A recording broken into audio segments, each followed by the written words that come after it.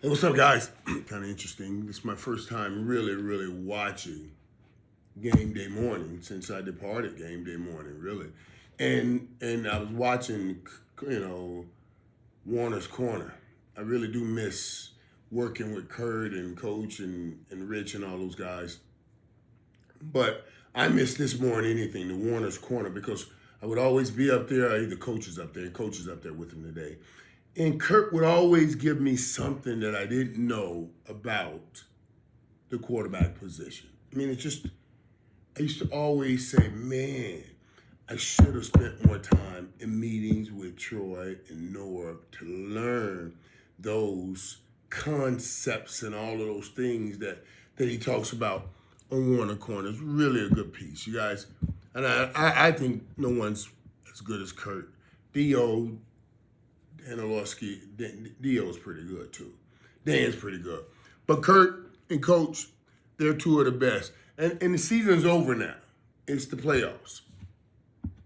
So now I'm removed. I couldn't really watch all year.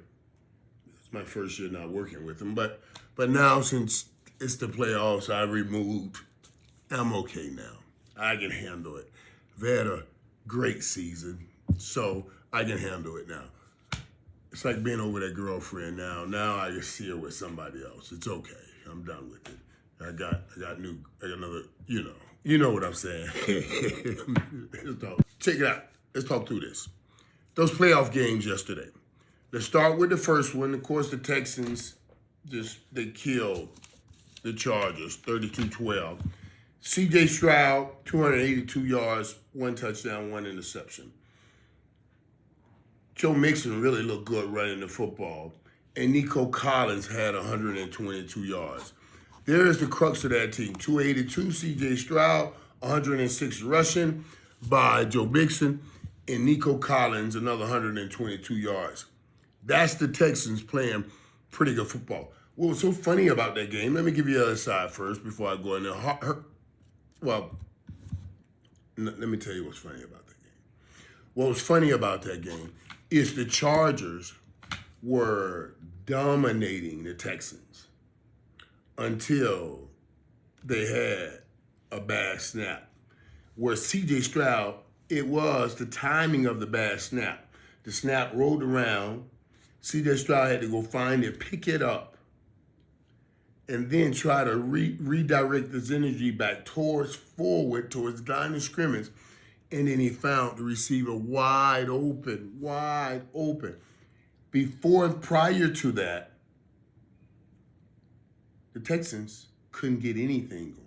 The Chargers defense was dominating them.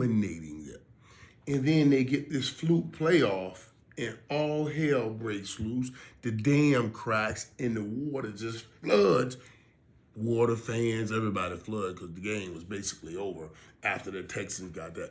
I got in that situation. I thought that was interesting. Now, I'm going to go on the other side, and I waited because I want to talk about Herbert on this side. The Chargers, like I said, that defense looked good early. But they got totally out of their game plan.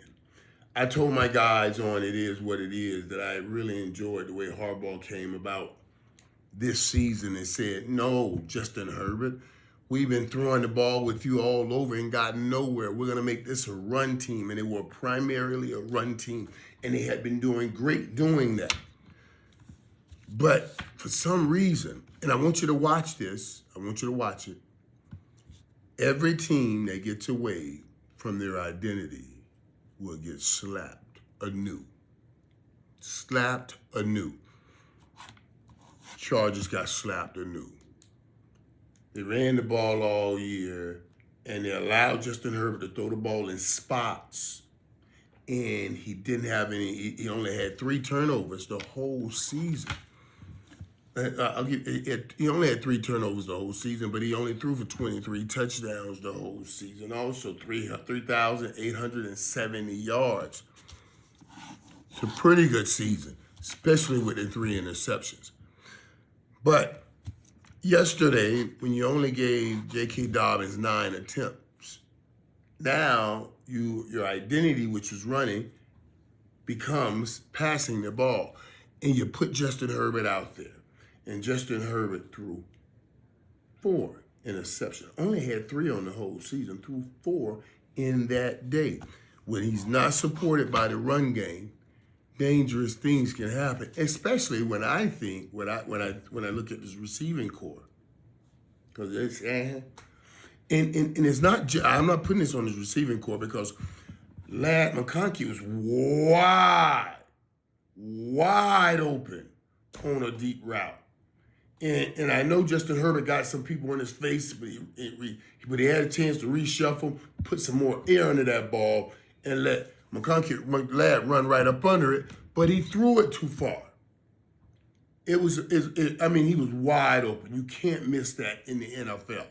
That's like a professional NBA player missing a layup to win the game. Not quite a layup, maybe a free throw because it's a little ways, but he's so wide open. If you put air under the ball, he can run up under it either way. The DBs don't see where he's running. You can't miss that throw. And he missed that throw. I want to see how much pushback Herbert gets, because we are trying to put him in that elite category. And I don't think he's there yet. Obviously, yesterday proved that he has a lot more work to do.